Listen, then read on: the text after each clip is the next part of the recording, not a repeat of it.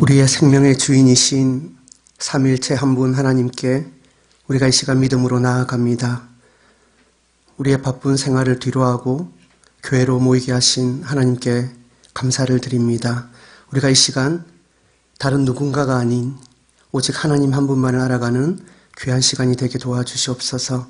우리의 마음이 하나님을 향하고 우리의 눈이 열려서 하나님만 바라보는 귀한 시간이 되게 도와주시옵소서. 예수님 이름으로 기도합니다. 오늘 우리에게 주신 하나님의 말씀은 룻기서 말씀입니다. 룻기서 1장 1절에서부터 22절까지 말씀인데요. 6절까지 말씀만 저하고 한 절씩 교독하도록 하겠습니다. 사사들이 치리하던 때에 그 땅에 흉년이 드니라. 유다 베들레헴에 한 사람이 그의 아내와 두 아들을 데리고 모압 지방에 가서 거류하였는데 그 사람의 이름은 엘리멜렉이요 그의 아내 이름은 나오미요 그의 두 아들의 이름은 말론과 기론이니 유다 베들레헴 에브라 사람들이었더라. 그들이 모압 지방에 들어가서 거기 살더니 나오미의 남편 엘리멜렉이 죽고 나오미와 그의 두 아들이 남았으며 그들은 모압 여자 중에서 그들의 아내를 맞이하였는데 하나 이름은 오르바요 하나 이름은 룻이더라. 그들이 거기에 거주한 지 10년쯤에 말론과 기럨 두 사람이 다 죽고 그 여인은 두 아들과 남편의 뒤에 남았더라. 그 여인이 모압 지방에서 여호와께서 자기 백성을 돌보시사 그들에게 양식을 주셨다 함을 듣고 이에 두 며느리와 함께 일어나 모압 지방에서 돌아오려 하여. 아멘. 오늘은 룻기서 말씀으로 믿음이 무엇인지 그리고 믿음으로 산다는 것이 무엇인지 함께 상고해 보면 좋겠습니다. 우리가 이 말씀을 통해 하나님의 마음을 진심으로 알아가는 시간이 되기를 소원합니다. 지난주 수요일이죠. 우리 샘물교회가 배출한 1호 목사님, 우리 박기준 목사님께서 마가복음의 끝부분 16장 9절에서 20절까지의 말씀으로 우리에게 하나님의 말씀을 전해주셨습니다. 저도 이 말씀을 함께 묵상하면서 부활하신 우리 주님께서 제자들에게 가장 강조한 것이 무엇인지 한번 고민을 한번 해봤습니다. 그리고 그게 바로 믿음이라는 것을 깨달았습니다. 특별히 11절, 13절, 14절에 보면 믿지 않았다라는 말을 3번이나 반복하고 있습니다. 이렇게 반복해서 믿음에 대해서 이야기할 때는 이 믿음이 얼마나 중요한 건지 우리가 알 수 있고요. 더군다나 믿지 않았다라고 이야기하는 것은 그 제자들이 예수님에 대한 믿음이 전혀 없었다라는 것을 우리에게 말씀하고 있습니다. 제자들이 누구입니까? 예수님과 3년 동안 동행했던 그런 자들입니다. 그런데 그 제자들조차도 예수님께서 부활하신 그 당신의 모습을 직접 보여주기 전에는 예수님의 부활을 믿지 못했습니다. 그런데 오늘 우리가 믿음을 이야기하기가 참 어려운 것 같습니다. 오늘 설교를 준비하면서 세상을 역행하는 믿음으로 이렇게 제목을 지어봤습니다. 그냥 믿음을 이야기하는 것도 쉽지 않은데 그런데 세상을 역행하는 믿음에 대해서 우리가 이야기를 하는 것은 참 어려운 것 같습니다. 그러나 믿음의 본질이 이 세상의 풍조와 흐름을 따르지 않는 것입니다. 우리에게 처해져 있는 상황 가운데 그리고 환경 가운데 그냥 세상의 순리대로 하루하루 이렇게 견뎌내고 살아내는 것도 참 쉽지 않은 세상에 우리가 살고 있습니다. 그런데 누군가가 이 세상의 흐름을 역행해서 정말 이 세상의 큰 풍조를 역행해서 살고자 하는 사람이 있다라고 하면 그에게 반드시 필요한 것이 믿음입니다. 어떤 믿음입니까? 끝을 보는 믿음입니다. 예수님의 십자가와 부활을 통과하고 예수님의 성천을 넘어서 다시 오실 주님, 그 주님을 바라보는 믿음입니다. 다시 오실 그 주님의 눈높이에서 이미 승리하신 그 주님의 눈높이에서 우리가 처해져 있는 이 상황을 바라볼 때 비로소 우리가 참 믿음에 대해서 이야기할 수 있습니다. 오늘 본문은 그냥 평범한 한 가정의 이야기인 것 같습니다. 그러나 하나님께서는 이 본문을 통해서 우리에게 믿음을 말씀하십니다. 그리고 믿음으로 세상을 역행하는 사람들을 우리에게 보여주고 계시고요. 그리고 그들의 삶을 통해 구원을 이루어 가시는 하나님을 친히 우리에게 보여주고 계십니다. 오늘 본문의 말씀으로 한번 들어가 보도록 하겠습니다. 1장 1절에 사사들이 치리하는 때라고 나와 있습니다. 사사기 시대라는 것이지요. 사사기 시대가 어떤 시대입니까? 이 룻기서 1장 1절 바로 앞에 보면 사사기의 마지막 장, 마지막 절이 있습니다. 21장 25절 말씀이지요. 그때 이스라엘에 왕이 없으므로 사람이 각기 자기 소견에 옳은 대로 행하였더라. 이 말씀은 이스라엘에 왕정국가가 서기 전에 왕이 없었다라는 사실을 진술하고 있는 그런 말씀이 아닙니다. 사사기의 시대상을 정의하고 있는 말씀입니다. 사사기가 어떤 시대입니까? 정말 왕이 없는 시대였습니까? 그렇지 않습니다. 왕이 계셨습니다. 이스라엘을 종살이하던 애굽에서 구원해내신 하나님이 계시지 않습니까? 하나님은 그 이후로 이스라엘 백성들과 언약을 맺으시죠. 하나님은 그들의 하나님이 되시고 그들은 하나님의 백성이 됩니다. 그렇다면 이 말씀의 뜻이 무엇입니까? 분명히 하나님은 왕으로 계시지만 그 하나님을 왕으로 인정하지 않고 누가 하나님의 자리에 올라갑니까? 자기 자신이 하나님의 자리에 올라갑니다. 그리고 모든 것을 자기 소견에 옳은 대로 판단하는 시대였다라는 말씀을 우리에게 해주고 계십니다. 이것이 룻기서의 배경입니다. 또한 1절에 보면 유다 베들레헴에 흉년이 들었다라고 합니다. 이 베들레헴의 뜻은 빵집이라는 뜻입니다. 우리나라 정서적으로 보면 밥집이라는 말이 좀 자연스럽겠지요. 그러면 유다 베들레헴에 흉년이 들었다라는 말은 좀 재미있는 표현이 되는데요. 밥집에 밥이 없다라는 이야기입니다. 우리가 이 말씀을 조금 깊게 살펴보면요. 이 베들레헴은 하나님께서 아브라함 때부터 주시기로 하셨던 약속의 땅입니다. 그런데 이 약속의 땅에 흉년이 들었습니다. 좀 이상하지 않습니까?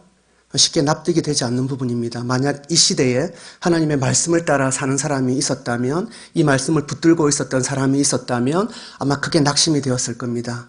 그리고 큰 충격을 받았겠지요. 어떻게 이 약속의 땅에 흉년이 들 수가 있을까? 그런데 사실 이러한 말씀은 성경에 보면 종종 나옵니다. 하나님께서 홍해를 가르시고 이스라엘 백성들을 구원해 내십니다. 그리고 그들을 광야로 이끌어 가시지요. 그래서 광야에서 낮에는 구름 기둥, 밤에는 불 기둥으로 이스라엘 백성들과 함께 하십니다. 이 구름 기둥과 불 기둥은 하나님께서 함께 하시는 임재의 상징입니다. 눈에 보이는 이 임재의 상징을 보여주시면서 하나님께서 함께 하신다라는 것을 이스라엘 백성들에게 지금 보여주고 계시는 거지요. 그런데 광야에서 이스라엘 백성들이 어떻게 합니까? 하나님을 원망하고 불평합니다. 왜 원망하고 불평합니까? 먹을 음식이 없고 마실 물이 없기 때문입니다. 하나님이 함께 하시는데 어떻게 먹을 음식이 없고 마실 물이 없을 수가 있습니까? 만약 우리가 그 시대에 그 사람들과 함께 있었더라도 아마 같이 불평을 했지 않았을까 그렇게 생각을 해봅니다. 신약으로 한번 넘어와 볼까요? 우리가 잘 아는 이야기가 있습니다. 마가복음 4장입니다. 예수님께서 제자들과 함께 배를 타고 바다를 건너는 장면 다 기억이 나시지요? 그때 무슨 일이 일어납니까? 광풍을 만납니다. 그 시대 사람들 그리고 제자들은 예수님이 정확하게 어떤 분인지 알 수 없었을지도 모르겠습니다. 하지만 우리는 알지 않습니까?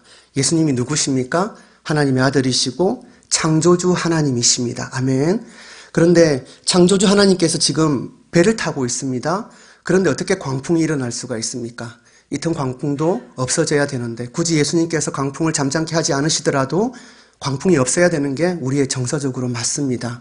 하지만 광풍이 일어나죠. 사실 이런 이야기는 우리의 삶 속에도 많이 있습니다. 우리가 하나님을 사랑하는 그리스도인이지 않습니까? 그리스도께서 우리의 주인이라고 고백하는 믿음의 사람들이지 않습니까? 그래서 사실 많은 경우에 우리가 믿음으로 그리고 신앙의 양심을 따라서 결정하는 경우가 많이 있습니다. 그런데 그 결과가 어떻습니까? 우리가 원하는 대로 다 이렇게 잘 나옵니까? 그렇지 않습니다. 많은 경우에 우리의 기대하고 다르게 어려운 일을 겪을 수도 있고요. 그리고 금전적인 손해를 볼 수도 있고요. 그리고 사람들한테 오해를 받고 그 사람들이 떠나갈 때도 있습니다. 그런 모습을 보고 우리는 마음이 낙심이 되고 넘어질 때도 있고요. 그러다가 우리의 마음이 아플 수도 있습니다. 도대체 뭐가 문제입니까? 하나님께서 우리와 함께 하시는데 왜 이런 일이 우리 가운데 있습니까? 우리가 생각하는 하나님의 함께 하심과 하나님이 우리에게 말씀하시는 그 함께 하심은 뭔가 다른 것 같습니다. 그렇습니다. 하나님께서는 우리의 단지 어떤 어려운 문제를 해결해 주시기 위해서 우리와 함께 하시는 것이 아닙니다. 우리의 꼬여있는 그 매듭을 풀어주시기 위해서 우리와 함께 하시는 게 아니시고요. 우리가 무슨 일을 하든지 만사 형통케 되기 위해서 하나님이 우리와 함께 하시는 것이 아닙니다. 하나님께서 우리와 함께 하시는 가장 큰 이유는 우리가 하나님과 바른 인격적인 관계를 맺고 그 하나님을 더욱 알아가기를 원하시기 때문에 하나님께서 우리와 함께 하십니다. 물론 하나님께서 우리의 하늘 아버지십니다. 우리의 인간의 부모도 우리의 자녀가 여러 가지 어려움 가운데 있을 때 어떻게 그냥 있을 수가 있습니까? 하물며 하늘 아버지께서 당신의 자녀들, 더군다나 그 아버지의 말씀대로 살려고 노력하는 하나님의 백성들을 어떻게 외면하시겠습니까? 하나님께서 때를 따라 돕는 은혜를 우리에게 반드시 주십니다. 오늘 혹시 이 자리에도 여러 가지 힘든 상황 가운데 여러 가지 기도 제목을 가지고 나오신 성도님들이 계십니까?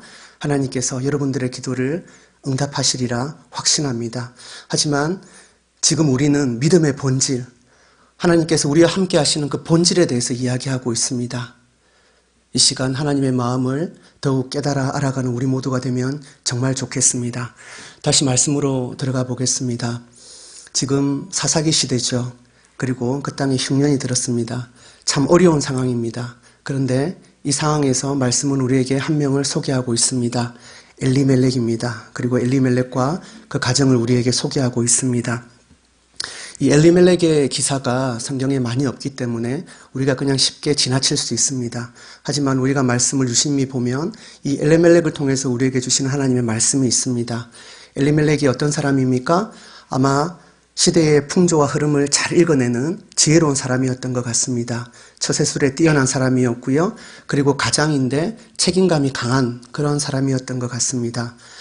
지금 이 시대에도 어떤 일들이 있다라고 해서 이민을 선뜻 결정하기가 굉장히 어렵습니다. 그렇지 않습니까? 그런데 그 시대에 그 땅에 흉년이 드니까 빠르게 판단하고 발빠르게 가족을 데리고 모압 땅으로 이민을 갑니다. 그리고 그 모압 땅에서 잘 정착한 것 같습니다. 인정받고 잘 살았던 것 같습니다. 어떻게 우리가 알 수 있습니까? 그 땅에서 두 아들이 결혼을 하지요. 모압 사람들이 볼 때 이스라엘은 그렇게 관계가 좋은 사람들이 아닙니다. 그리고 문화도 다르고 생활 습관도 다르고 전통도 다르고 무엇보다 신앙이 다릅니다. 섬기는 신이 다르지요. 그런데 누가 그들에게 선뜻 자기의 딸을 주어서 그들과 가족이 되려고 하겠습니까? 그만큼 엘리멜렉이 그 땅에서도 인정받는 사람이었다라는 말씀입니다. 그런데 이 엘리멜렉에게 문제가 있었습니다. 이 사람이 세상의 풍조와 흐름을 잘 읽어내는 그런 처세술에 뛰어난 사람이었는지는 모르겠습니다. 하지만 이 세상의 흐름을 주관하시고 이 세상의 그 흐름조차 하나님의 그 뜻대로 움직여 가시는 그 창조주 하나님, 섭리하시는 그 하나님과 그 하나님의 뜻은 몰랐던 것 같습니다. 엘리멜렉이라는 이름의 뜻은 하나님은 나의 왕이시다입니다. 하나님은 나의 왕이신데 어떤 어려운 문제를 만났다고 해서 그 하나님과 의논하고 자기 마음에 들지 않으면 하나님과 씨름하지 않고 하나님을 외면하고 그냥 자기의 판단대로 모압 땅으로 이민을 가버립니다. 모압 땅이 어떤 땅입니까? 그리고 모압 사람들이 어떤 사람입니까? 이스라엘 사람들이 40년 광야 생활을 마치고 가나안 땅으로 들어갈 때 그들을 막아선 원수의 민족입니다.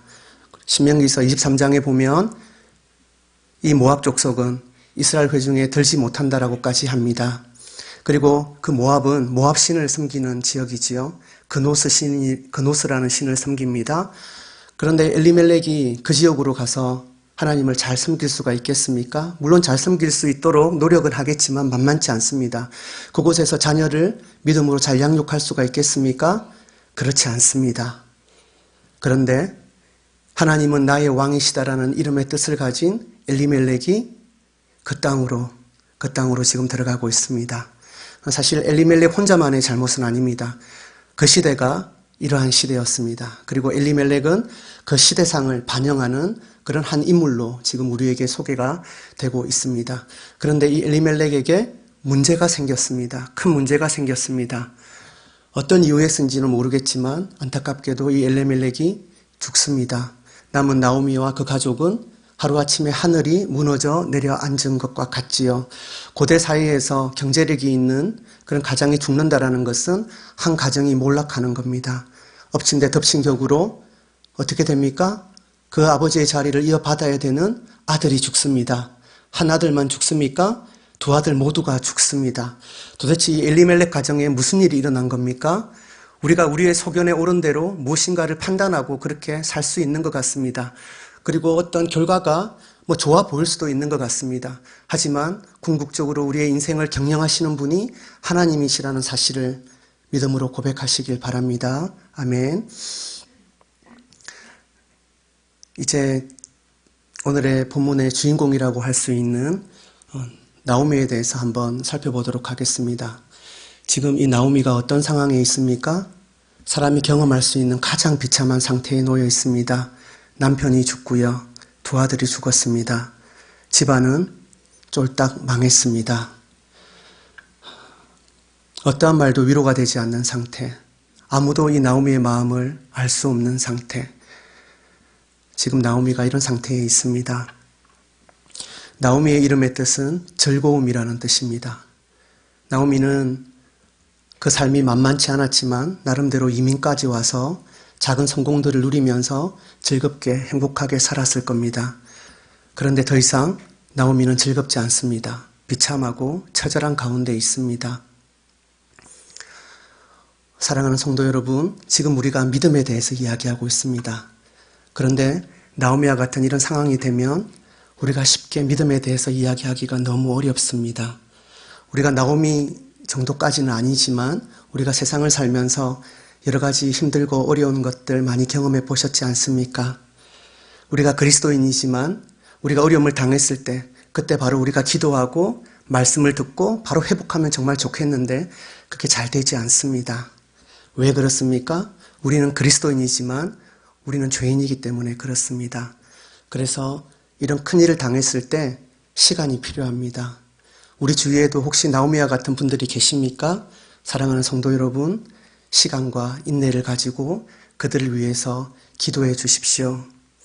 그들이 슬퍼할 때 아무 말씀하지 마시고 그냥 가셔서 그들을 위로하시고 그들과 함께 울어 주십시오.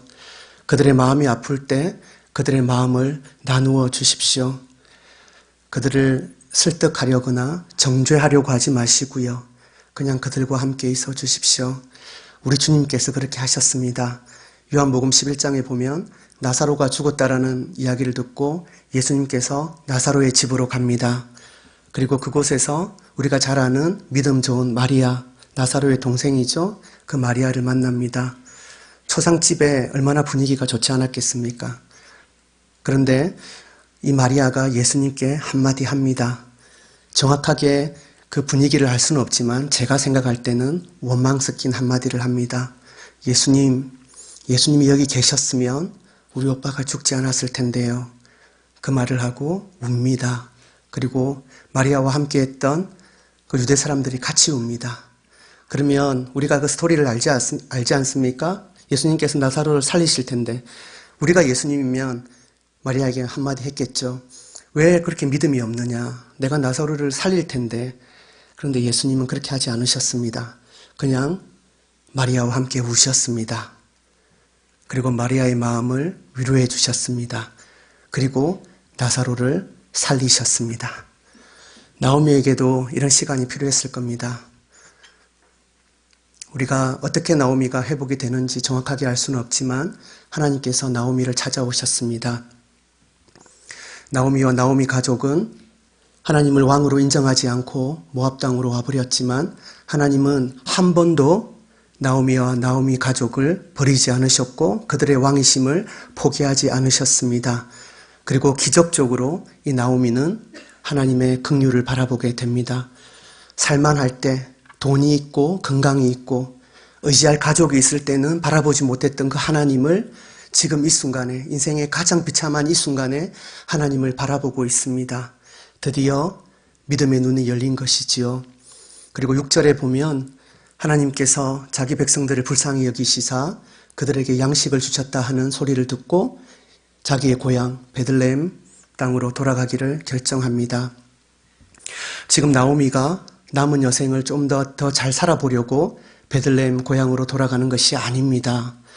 죽지 못해 사는 인생이니까 배나 좀 골지 않고 좀 그렇게 살려고 고향 땅으로 돌아가는 것이 아닙니다. 아마 지금 이 나오미는 모압 땅에서 아무도 모르게 조용하게 그렇게 인생을 마무리하기를 원했을지도 모르겠습니다. 지금 나오미에게 남은 것이 있다라고 하면 마지막 자존심입니다. 그렇지 않습니까? 그런데 고향 땅으로 돌아가면 이 마지막 자존심까지 갈기갈기 찢어집니다. 자기가 잘 나갔을 때, 좋았을 때 모습을 하는 그 고향 사람들에게 자기의 이 비참한 모습을 보이고 싶겠습니까? 그렇지 않습니다. 나오미가 고향 땅으로 돌아가는 것은 오직 하나님의 긍휼을 보았기 때문입니다. 그렇습니다. 우리가 세상을 역행해서 그렇게 살아갈 수 있는 이유는 바로 하나님의 긍휼 때문입니다. 믿으십니까, 여러분? 하나님의 긍휼 때문에 모든 자존심과 체면을 훌훌 던져버리고 오직 예수 그리스도의 십자가만을 붙들고 어떤 경우에든 당당하게 하나님께로 돌아오는 것이 신자의 모습입니다. 그리고 신자의 자존심입니다. 그렇게 나오미는 지금 고향 땅으로 믿음으로 돌아오고 있는 것입니다. 오늘 본문의 또 다른 주인공인 룻에 대해서도 한번 살펴보도록 하겠습니다. 룻에 대해서는 잘 아시지요. 참 훌륭한 여인이지 않습니까? 이 룻도 지금 시어머니 나오미를 따라서 고향 땅, 나오미에게는 고향 땅이지만 룻에게는 고향은 아니죠. 나오미와 함께 지금 이스라엘로 들어갑니다. 그런데 이 룻이 왜 나오미를 따라 나섰겠습니까? 한번 생각해 보신 적 있으십니까? 그냥 룻이 자기도 남편을 잃었던 불쌍한 처지이지만 남편과 아들을 잃은 시어머님이 너무 불쌍하고 애처로워서 그렇게 따라 나섰겠습니까? 아니면 효심이 너무나 지극해서 차마 이 시어머니를 버릴 수가 없어서 그렇게 따라 나섰겠습니까? 물론 그럴 수 있습니다. 하지만 지금 룻이 나오미를 따라 나선 것은 이 정도의 도덕적이고 윤리적이고 감정적인 결정이 아닙니다. 룻은 지금 믿음의 결정을 하고 있고요. 신앙의 양심을 따라 결정하고 있고요. 어쩌면 목숨을 건 정말 위험한 결정을 하고 있는 것입니다. 왜 그런지 한번 살펴보겠습니다. 룻은 모압 여자입니다. 그리고 그 땅에 엘리멜렉이라는 이스라엘 사람들이 이민을 옵니다. 이스라엘 사람들이 어떤 사람들입니까? 자신의 종교적 전통, 신념, 종교적 행위를 목숨처럼 생각하는 사람들입니다. 그래서 결국 예수님도 못 박지요. 그런데 암울했던 사사기 시대라고 해서 이분들이 하나님을 섬기지 않았겠습니까? 아닙니다. 매 안식일마다 율법을 낭독하고 회당에 모여서 예배를 드렸을 겁니다. 이민을 간 사람들은요, 마찬가지입니다. 회당을 만들든지 아니면 어떤 방법을 동원해서도 그런 종교적 행위를 멈추지 않았을 겁니다. 룻이 엘리멜렉 가정으로 시집을 가기 전인지 이후인지는 정확하게 알 수 없지만 그러나 이 룻은 빈 껍데기뿐이라 할지라도 그러한 종교적 행동을 하는 엘리멜렉의 가정을 통해서 하나님을 알아봤습니다. 그리고 결혼을 하고 나서 어떻게 했겠습니까? 그 시아버지, 시어머니, 그리고 그 가족들에게 하나님에 대해서 물어보고 알아갔을 겁니다. 그리고 언제인지는 알 수는 없지만 분명히 그 과정 속에서 하나님을 믿는 믿음이 생겼을 겁니다. 틀림없습니다. 그래서 지금 룻이 나오미를 따라 나서는 겁니다. 룻에게는 동서가 한 명 있었죠. 오르바라는 동서가 있었습니다. 이 오르바도 참 마음이 따뜻했던 참 좋은 그런 며느리였던 것 같습니다. 자신도 남편을 잃었지만 그러나 정말 남편을 잃고 아들을 잃었던 이 불쌍한 시어머니를 위해서 룻과 함께 진심으로 울어주고 진심으로 섬겼습니다. 그런데 오르바는 어떻게 합니까? 오르바는 자기 고향 땅으로 돌아갑니다. 물론 고향에 친정 식구들이 있었겠지요. 그리고 고향에 친구들이 있었겠지요. 세상을 잘 살아가려면 이렇게 세상의 순리를 따라 사는 게 맞지 않겠습니까? 우리가 만약에 오르바의 입장이면 아니면 우리의 딸, 우리의 동생이 오르바의 입장이면 어떻게 하시겠습니까? 아무도 모르는 이스라엘 땅으로 나오미와 함께 보내겠습니까? 그렇지 않습니다. 우리도 말렸을 겁니다. 그렇게 오르바는 고향 땅으로 들어갑니다. 그런데 여러분 한 가지 잘 기억하셔야 될 게 있습니다. 지금 오르바가 고향으로 돌아가는 것은 단지 고향 식구들, 고향 사람들에게 돌아가는 것이 아닙니다. 누구에게로 돌아갑니까? 자기의 신인, 모압 신인 그노스 신에게로 돌아가는 겁니다. 룻은 그렇게 하지 않았습니다. 룻은 룻이라고 친정 식구가 없었겠습니까? 룻이라고 고향의 친구가 없었겠습니까? 룻이라고 고향으로 돌아가고 싶은 마음이 없었겠습니까? 그러나 룻은 자기가 알고 자기가 믿기로 결정했던 이 하나님을 버릴 수가 없었습니다. 그래서 빈털터리가 된 나오미를 따라서 지금 이스라엘로 들어가고 있는 것입니다. 이스라엘 사람들이 어떤 사람들입니까? 이방인들을 개처럼 취급하고요. 여자를 무시하고요. 그리고 가장 천한 신분인 그 과부, 지금 룻이 이 과부의 신분입니다. 룻은 지금 고향 땅으로 들어가면 어떻게 되겠습니까? 왕따를 당합니다. 룻의 나이는 많았겠습니까? 젊은 과부지요. 정확하게 알 수는 없지만 아마 어린 과부였을 겁니다. 이 룻은 그 시어머니의 고통을 옆에서 다 지켜봤습니다. 어린 나이에 이 모진 인생 가운데 얼마나 처량하고 외롭고 힘들었겠습니까? 당장 친정으로 돌아가고 싶지요. 어쩌면 나오미는 룻과 함께 베들레헴에서 오래 살지 못할 수도 있습니다. 나오미의 나이가 이미 많이 있고요. 그리고 그 모진 세상 풍파를 겪으면서 나오미의 마음이 상할 대로 상했는데 몸이라고 온전했겠습니까? 아마 많은 질병들이 있을지도 모르겠습니다. 그러면 어떻게 됩니까? 이 룻은 아무도 모르는 그 베들레헴 땅 과부의 신분으로 시어머니도 없이 평생을 그렇게 살아야 됩니다. 여러분, 룻이 왜 이스라엘 땅으로 들어가려고 하겠습니까? 하나님의 긍휼을 보았기 때문입니다. 하나님을 믿는 그 믿음 때문에 지금 유다 베들레헴으로 들어가는 겁니다. 단순히 윤리적이고 도덕적인 그런 결정으로 유대 땅으로 들어가는 것이 아닙니다. 하나님은 모든 사람들이 자신의 소견대로 그 소견에 옳은 대로 행하는 그 시대에 이 연약한 이방 여인 룻을 하나님께서 세우셨습니다. 하나님을 따라 사는 것이 무엇인지, 믿음으로 사는 것이 무엇인지 그 시대에 이스라엘 사람들을 부끄럽게 하시고 지금 말씀을 대하고 있는 우리를 부끄럽게 하고 계십니다. 그리고 그녀의 삶을 통해 믿음으로 산다라는 것을 우리에게 지금 말씀해 주고 계십니다. 이 하나님의 말씀, 하나님의 음성 믿음으로 받기를 주님의 이름으로 축원합니다. 나오미와 룻은 이렇게 믿음의 여인이었습니다. 그러나 우리가 살펴보았듯이 그 나오미와 룻의 인생이 그렇게 만만치 않았습니다. 그렇죠. 넉넉하지 않았고 정말 비참하고 어쩌면 굉장히 처절하게 살았습니다. 치열한 삶을 살았습니다. 그런데 너무 놀랍고 너무 감사한 것은 그 성도들, 그 믿음의 여인들, 그들의 치열한 삶으로 하나님께서는 구원의 역사를 이루고 계셨습니다. 룻을 통해서 누가 태어납니까?